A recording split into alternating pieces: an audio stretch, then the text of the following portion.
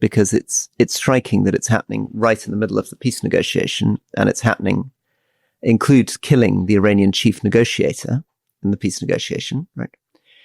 So that's one possible motivation. But if you're right that it's done for genuine national security reasons, the question... So this is where subtle factual interpretations can be so misleading. So what they're saying here is that Netanyahu has killed the chief negotiator in the negotiations, but they're also saying at the same time, yeah, that may seem bad, but let's take it for face value as it is. It's a national security threat. Are you kidding? Of course it's to sabotage the peace negotiations. That is unbelievable. The question that people will ask is, but Netanyahu, you've been saying for 20 years you've wanted to do this. You've been saying for 20 years this is an existential threat. Now, Netanyahu's been saying it for 33 years. That's an important difference. 20 years would imply that it's a post 9/11 security issue that Netanyahu's got a bit paranoid about.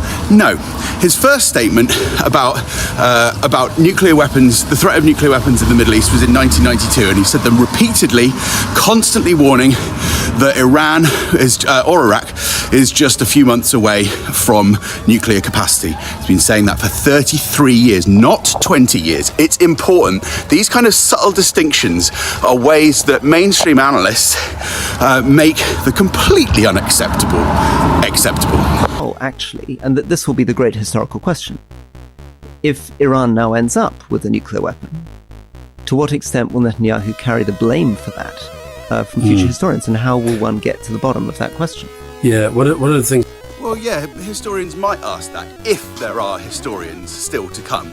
But they might also ask not just whether Netanyahu was responsible for that security environment, but whether Alistair Campbell on this podcast was also responsible for that because of what he did in Iraq, thereby making the idea of having a nuclear weapon the only, or at least a much more